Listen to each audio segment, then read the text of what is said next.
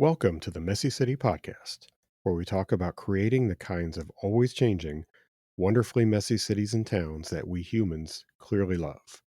We'll talk with those people trying to revive them or create them anew, whether they be designers, developers, builders, planners, or just anyone interested in the conversation. Thanks so much for listening.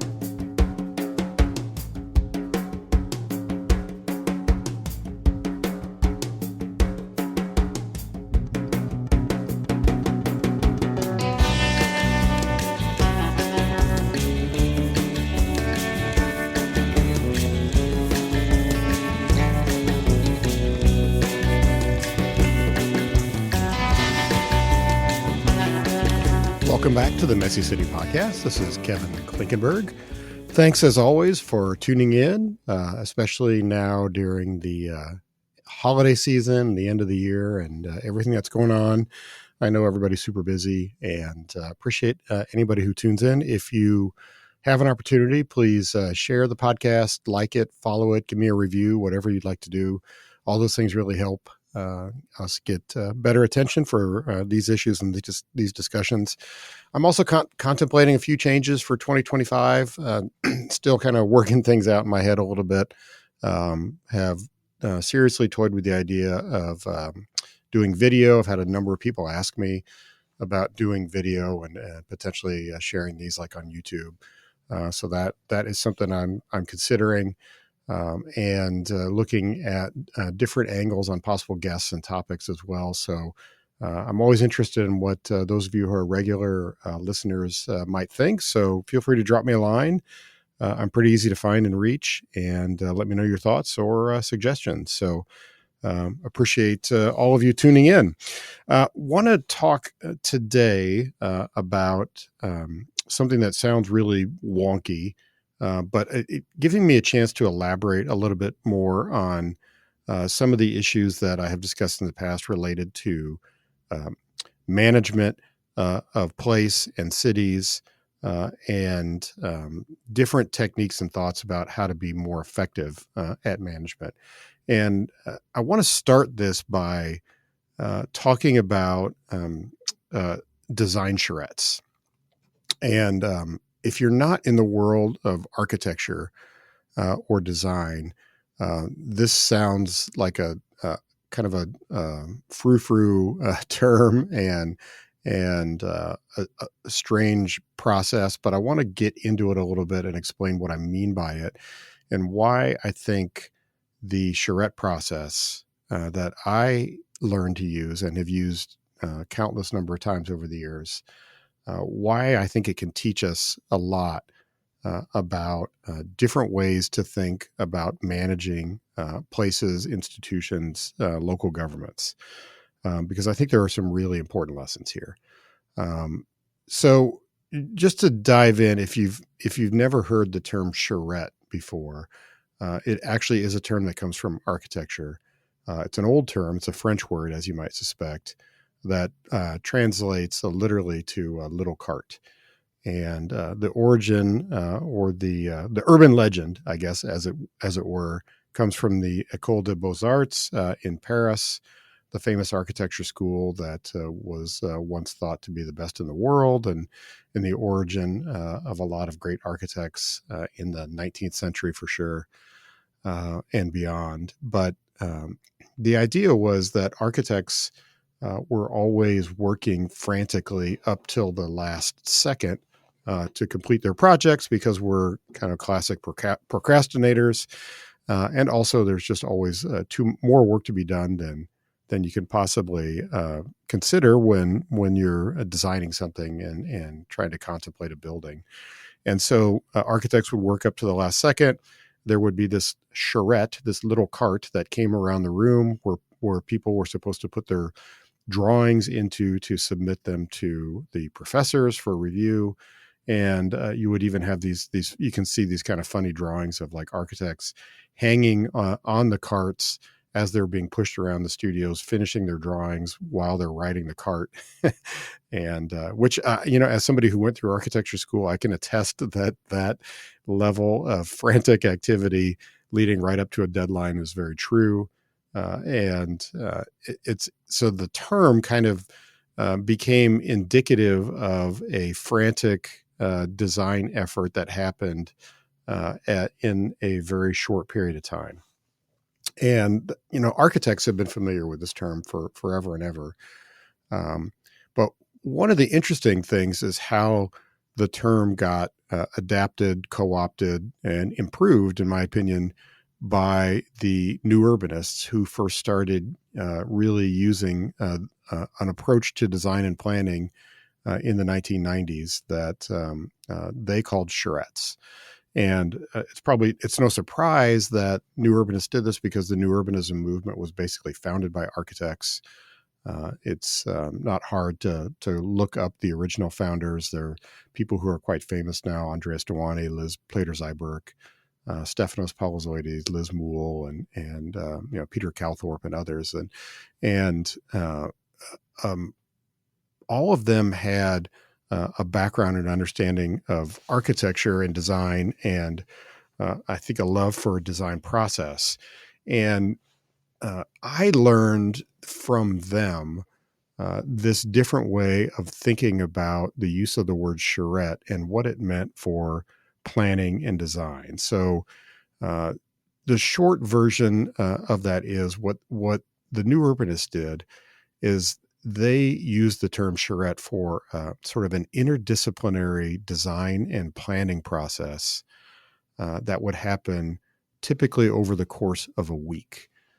Where you would get everybody in a room together who might be working together on a project from a design standpoint.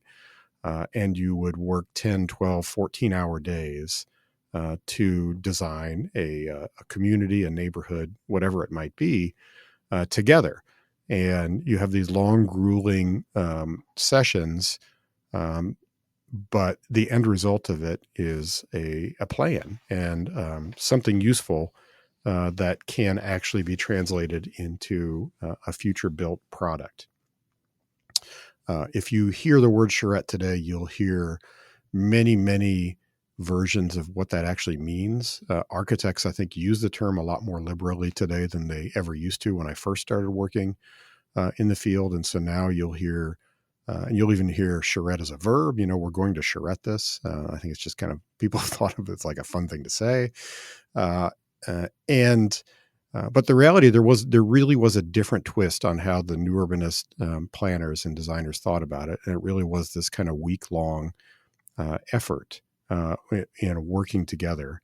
And if you think about it, so why did this happen? Why did these original planners create a new process? Because why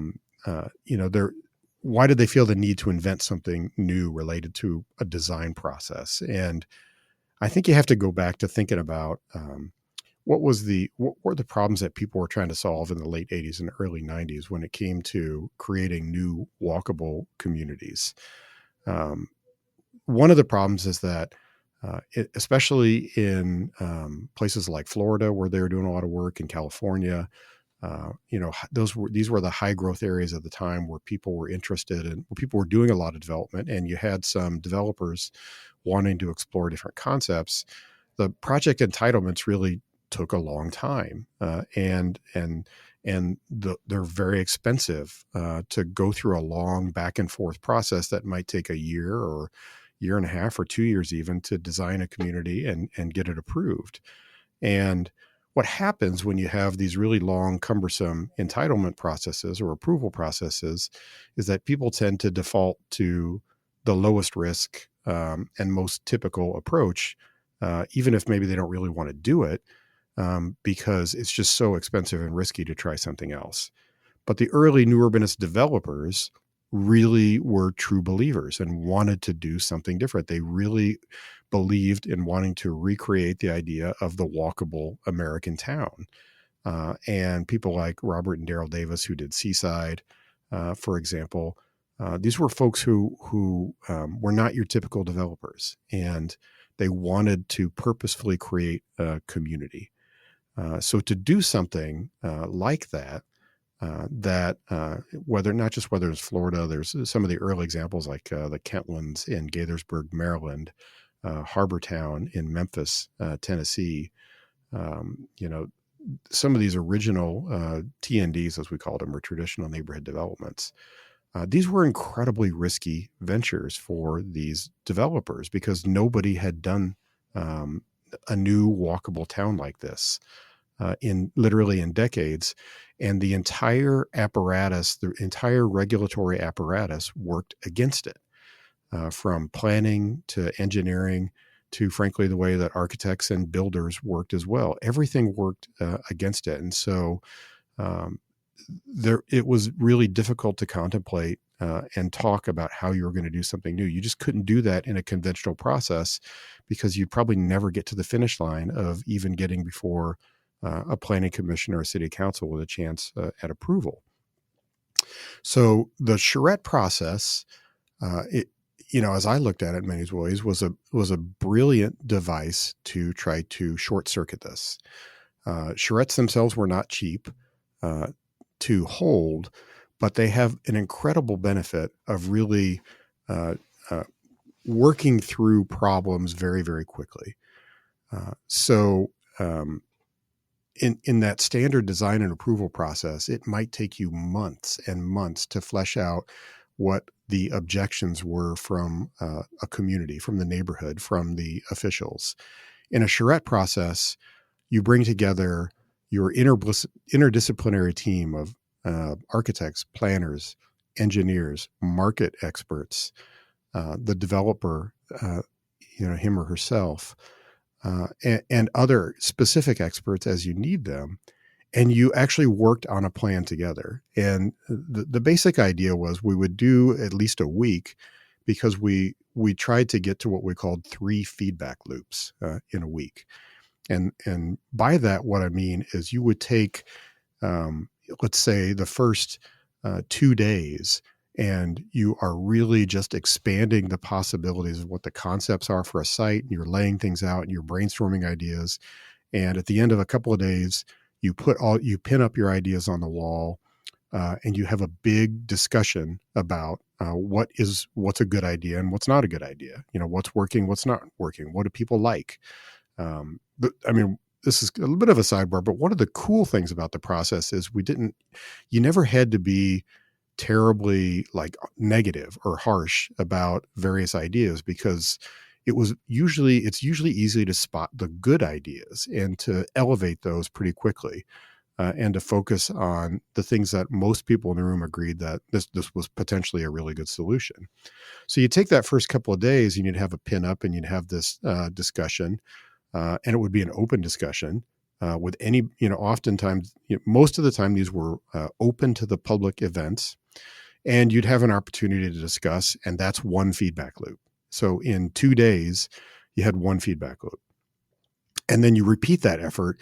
And as you're working through the week, you're narrowing down and refining and narrowing down and refining and adding more and more detail as you go. And you get a couple more feedback loops right up to the end, where you have sort of the final presentation, which we often called a work in progress presentation, because it's a little deceiving to call it final. After doing it a few times, we stopped calling it final because it's never really final. You've done all this incredible work over a week, but there are always refinements that have to happen, and things that you learn when it actually goes into the computer and in AutoCAD, and you need to adjust something here or there. And so there are refinements that ultimately always happen, but it still was a lot of times remarkable how close the end of charrette presentation would end up to the plan that ultimately went before a city or a local government for approvals. So again, the idea is if you had 3 feedback loops that you got in a week, you could really tease out what the big objections were going to be. So from the standpoint of a developer who wanted to build something and was risking money to do it, this was the quickest possible way to get a really high quality product and understand who your opponents are, what their issues are going to be, and can they be resolved. And remarkably, when you get the right people in the room, you find out that you really can resolve most of those issues when you have the right team of people working together and sort of an open attitude and process process towards working together. So that's kind of, I guess that's a bit of a nutshell way of talking about what the charrette process was. And so a lot of it was really trying to understand, instead of taking 6 to 12 months with a meeting once a month for an hour, you are inviting the community in to work on something together with you, ideally even helping you design it. We used to often give people who were the most excited about something or most interested, give them pen and a paper to sit down and draw and have, share their ideas. So we do a lot of that. And then we do a lot. The process also did a lot for education back and forth. So the design team needed to learn from the local community about specific issues and things that had to be addressed and dealt with. But it also was a great opportunity for the design team and the development team to educate the public about the realities of development and design. And we spent a lot of time doing that as well. And it's, again, something that I think I learned a lot from Andreas Dewani about as we did these over the years, was that, the job of the professional, especially a planner in that sense, is you're not there to just like take orders from people and write down a list of everything people want and say, okay, here, you get all these things. You're not being Santa Claus. The job of the professional is to listen to what people are saying and then also educate. So use that opportunity to help people understand the trade-offs for different choices. And that is an enormous part, not just of design and planning, but it's really an enormous part of life, is understanding trade-offs, that there are never perfect solutions. And so, one example might be, we might do a project that's, let's say it's a 100-acre project, and we did a design, and it came out at the end of the 100 acres, there were 1,000 residences on it. And the neighbors said, well, we really like what you're doing in a lot of ways, but this is just too much for us. And we really think there should be 500 or 600 residences on this piece of land. And then our job is to explain not just the economics of what things cost and what the possible return is, that like a developer isn't going to do this for charity. They're business people, and they have to make money doing this. But also the other implications, like, okay, if you've got 300 or 400 fewer homes, remember that corner store that you really wanted to have that you could walk to, it's probably not viable anymore because there's just not enough rooftops to support it. The public space and amenities you might want to have, those might not work as well because they require revenue to be able to build and to maintain to an adequate level. And I mean, I'm being very simplistic about that right now. But I think you can get the idea that as you work through a process, it gives everybody an opportunity to talk about what they do and explain their expertise. And so, there were numerous times over the years that I really benefited from working with specific engineering disciplines, which was not my expertise, but to really work with great civil engineers, great landscape architects, and others who had incredible detailed knowledge about how something might work and what a good solution was that would work towards the overall goals of what we're trying to do. And if you've spent any time working in development, working in and around local government, that this is just not how things often work. Something comes in, it gets routed around to the various, specific individual experts, different departments, and oftentimes they just don't talk to each other. And so somebody makes a comment, the stormwater person says, well, we have to have this really big storm inlet right here, and we have to have this big pipe. And then there's a back and forth that happens about, well, if you have that huge storm inlet, boy, that really makes it hard to cross that street and sidewalk in that location. And that pipe and that way that you're talking about also just added, $500,000 of cost to us. We've got to think about that. Is there a different way to do it? In the typical world, of much of development today, those conversations all happen in isolation. And they rarely happen with everybody around the table working towards a common goal. And that was the beautiful thing about these charrettes, is that you had everybody together. You had tremendous expertise, but people were working towards a common goal, and they could see it and understand it. And most of the times, the ones that I worked on, they were trying to create a new walkable neighborhood of some kind. And so we all kind of understood that. We had people who were sensitive to those ideas and were pushing towards that. Um, so I have always had a tremendous bias towards the use of this process and the results that it produced. Interesting. The first one that I ever worked on was back in 1999. I worked on a town planning charrette with Dover Cole and Partners, a tremendous firm out of Miami, out of South Miami, Florida. And we were working on a project in Johnson City, Tennessee, so far eastern Tennessee, in the Appalachians, and it was a community planning project. And so the client was the city in that case, and they were trying to accomplish some long-term planning goals. And I had I was going through a phase where I was looking at a career change and looking at potentially working for somebody else or going out on my own. And I had a friend and mentor here in Kansas City who told me, she said, the best thing that you could do, Kevin, is just go figure out who the best people are in the country doing work, and basically just like go volunteer to work for them for a week or whatever. And so I did that. And I sent Victor Dover a note and said, I'd love to help out on a charrette sometime. I'm willing to do it for free, whatever. Victor was kind enough to pay me a little something and cover my expenses, which was great because we didn't really know each other terribly well at that point, and we hadn't really worked together at all.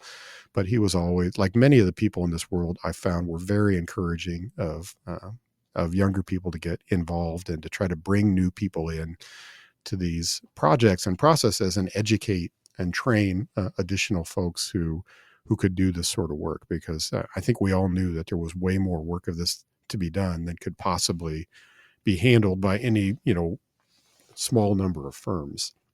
So I did that project with Victor and with Dover Cole. It was an incredible learning experience for me. And, I think I did enough of these over the years to see that each one of the more prominent new urbanist firms had their own way of going about doing charrettes, and they were all really interesting.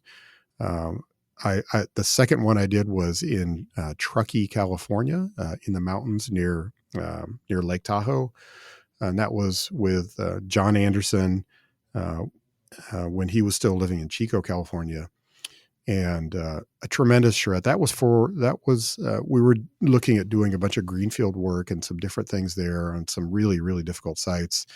It was the first time I got to work with Dan Parolek from Opticos Design and a number of other really great people. John, again, like many, were just so great about finding enthusiastic younger people to help out and then trying to find a role for them in charrettes. I'd also say to John, that we all worked really cheap, so that was also to his benefit. But and he wasn't working probably on the same level of fees at that time as were the big name firms. But those experiences were incredible. And then eventually, I went on to create my old firm and called 180 Urban Design and Architecture. And for about a decade, the charrette was really a cornerstone of how we did work. And we refined it in our own ways. I was always somebody who was terribly interested in process and managing process. So I really geeked out on how we could create the best possible charrettes and make them work really well and make the best of the best want to work with us because they were so well run. And I unabashedly say we got really, really good at it. And we did not have the kind of, high price clients that a lot of our colleagues had on on the coasts, but we still found a way to utilize this process over and over and get very good at it. And in fact, I always used to tell our clients, and this is still true, that we had a 100% success rate of getting projects approved whenever we used the charrette process. We had, I think, maybe 2 occasions where we didn't do a charrette. And both of those occasions, we ran into a firestorm of opposition. And then we had to back up. And on one of those, I convinced our client to, okay, now that we hit a wall, let's do it our way. And let's open this up and have an interactive process with the community. And we're going to run this the way we think the right way to run it is. And we sailed through approval after that. So I felt like the process was 80% of it. And 20% was we had really, really skilled, incredible people that we worked with, but process design is really important. And we had incredible designers and engineers and everything else. But I think the way that we organized something to begin with said a lot for what we were trying to do and how we got to good solutions. So as I I worked more in charrettes, and I also worked on other people's charrettes over the years as well, and always kind of picked up tidbits of how different people did things and tried to incorporate those in the ones that I ran. But the more I did this, the more I became really fascinated with systems and system thinking. And a lot of that led me to where I am today when I talk about messy cities and I talk about processes that can seem messy, but produce a better result as well. I mean, back in that era, I also remember reading a book called The E-Myth because I was running my own business. The E-Myth, the E stands for entrepreneur. And that was a fascinating book that really talked a lot about the mythology of entrepreneurs as incredible technicians that become successful and how that is often not really true. And the entrepreneurs that really become successful because they know how to they know how to create great systems for people. And I thought that was a fascinating deal. That book is still out there. I think it's still one of the more landmark books on entrepreneurialism. Later on, I got into something called the Scrum process. This was a process that came from tech, but it's a way to organize teams internally so that you can be more effective. And there's a lot about the Scrum process that seemed familiar to me from doing charrettes over the years. And a lot of this is breaking down disciplines and barriers so that people really work together. So there's this part of me that's always been interested in this process and how you could use the charrette idea for other problems that need to be solved. Whether can you use it for solving policy problems? Can you use it to handle problems that we encounter, day-to-day problems in running institutions or organizations? And what I have found myself doing the last few years is really trying to figure out how to implement some of this in the place management world, which I've talked a little bit about before. This world that kind of exists in the space between local government and communities and community development. So, I had a colleague the other day tell me that he feels like he's kind of a mini city manager. And I think that's not a bad way to describe what a lot of place management is. The really effective place management groups, it's almost like you're operating like a city manager in many ways. But what I've certainly seen, being more directly involved in the management of public space through these community improvement districts that we run and all the work that we do, it's really reinforced to me the issues that we have that are incredible challenges for us especially in local government. I think this is also true in the higher levels of government, but what I see and deal with every day is local government. And that's so much about the siloed nature of of especially larger local governments. And I can talk endlessly about how this is in my city, but the cold hard truth is my city is not unique in this regard. And that I talk with people all over the country who work in this field, and they say virtually the same exact things. And that is once you live in a city that gets over a certain size, I've opined about this before. I'll just throw a number out. I say any city probably over 50,000 people, is that the local government starts to become very, very siloed and much less efficient, much less transparent, and more difficult to work with. And that's not about the people in those local governments. It's about the design of the systems and the processes that we deal with and use on a day-to-day basis. And I think when I think about charrettes, I think the charrettes really taught me so much about the value of getting all the right interdisciplinary people around the table, working towards a common goal, valuing disagreement, in fact, encouraging disagreement, welcoming challenging points of view, not getting personally offended, that the idea is you're working together towards a solution, towards a common goal. And I think as I've had some time to work through this with my current organization, I really feel like that is where the future is. And that's where we need to go and think about with so much local government. And that's the idea of getting much more localized, much more interdisciplinary in every aspect of what our institutions touch, whether we're talking about public safety, whether we're talking about development, infrastructure, management of public space, all the basics of the day-to-day world that really matter to people who live in a community, and figuring out how we can learn from processes like that charrette process or the Scrum process to really get better as communities at everything that we do. And I've certainly I've had this feeling that it would be great to, for any number of things that we run across, to just push everything aside and just get all the right people together in a room for 2 or 3 days and work towards a solution together, whatever that is. We've started doing this in some modest ways with just getting interdisciplinary groups around the table. We're doing one now for public safety that we're meeting on a regular basis, getting people together that are all in different silos and don't normally talk to each other.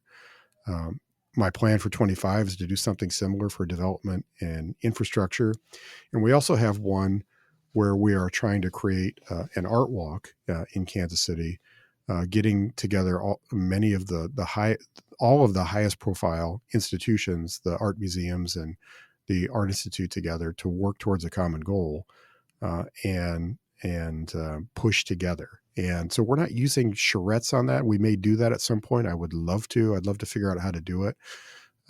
But as a first step, we're kind of bringing people together who aren't normally at the table together working on a problem. And I will tell you, I've already seen incredible results from that. And the progress that can be made just by breaking down silos and getting people talking to each other on a regular basis as a part of a routine, it's fantastic. And it shocks me it doesn't happen more often.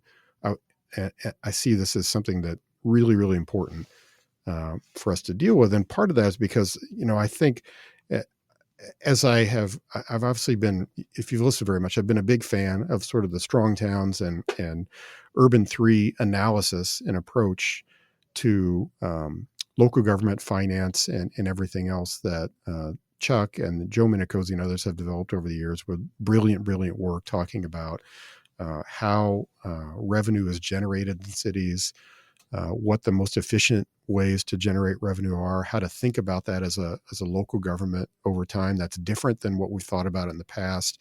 That it's not just growth for growth's sake, because that becomes a Ponzi scheme over time, but it's really about the pattern, the DNA of the development you're creating, and does that inherently create value or not? Does it create positive revenue or not for cities, counties, towns?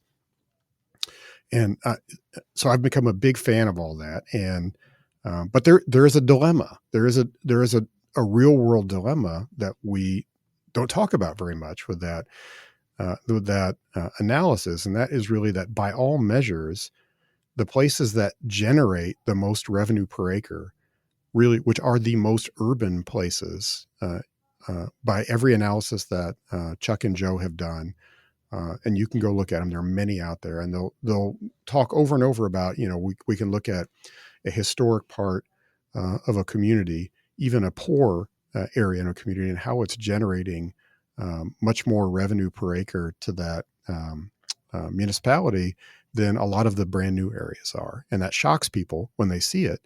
But a lot of it just comes down to the pattern of development and the efficiency of how the land is used, and the ability that a somewhat more urban form generates more wealth and more revenue, more community wealth, more revenue per acre. And that's very, very true. But one of the challenges we have is that the places in our country that are the most urban, that really have that in incredible depth, also are the places that have the highest taxes and some of the worst municipal services compared to their peers, which should be the opposite. Like, if our analysis holds true that we have these places that generate incredible wealth and incredible revenue per acre, then they should actually have the lowest tax burden on residents and businesses, and they should have the best services because it's more compact and easier to provide services. And this is a real issue and challenge. I posit that the reason for this is because these cities that have these really compact forms and are often very large municipalities, and because they're so large, they are poorly managed, and they have almost non-existent feedback loops when it comes to dealing with their citizens. And so as a result, we end up with these really big bloated systems, even in local government, where everything's incredibly siloed and we're not managing at a scale that people can really understand and relate to. And so we continually just pour more and more money into them, thinking that, well, if we throw enough more money into it, we're going to fix it. But the reality is these places generate unbelievable wealth and unbelievable tax revenue, and the burden should be much less. And so one of the things that I hope to get across, and I hope to talk about more, is that if you are someone who really cares about cities, if you think cities are wonderful, as I do, if you think cities are incredible generators of opportunity and wealth and so many good things, you need to care about how they're managed and what happens in these systems, because some of the things I'm talking about are the top factors for why people end up choosing not to live in American cities, because they do have higher taxes. They do have public school districts that are enormous and don't function very well. They do have higher crime.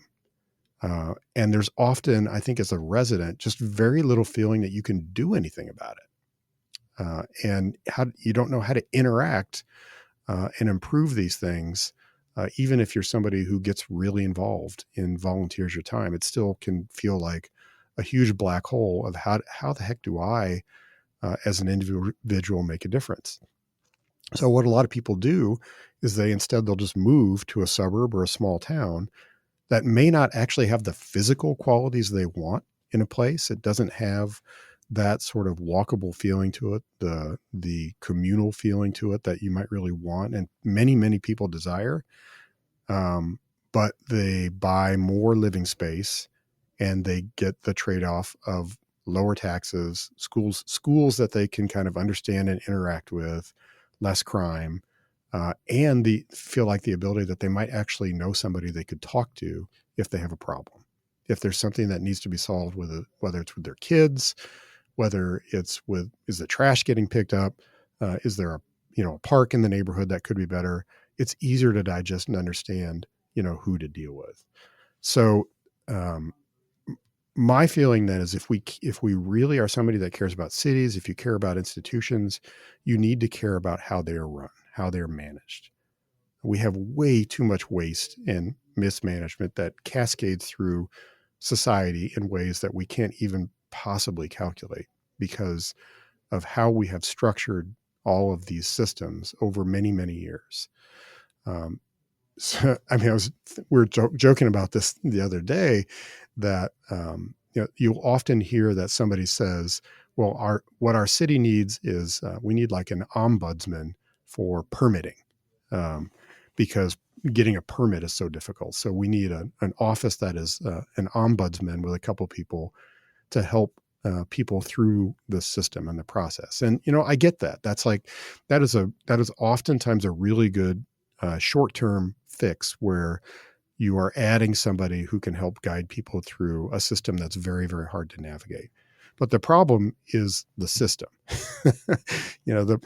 What we're doing when we do that is we're admitting that we have broken systems and we're not really fixing it. We're actually adding more cost to it and more people. But we're trying to, work around things that don't work. And my proposition is we've got to fix these things. There's just insane amounts of money that we waste because of these bad systems, because of compliance requirements that are really problematic. And everybody who has to interact with these systems, whether it's public or private, knows this. Most of us just don't have the time to try to figure out how to deal with it, how to change it, how to improve it, or the energy.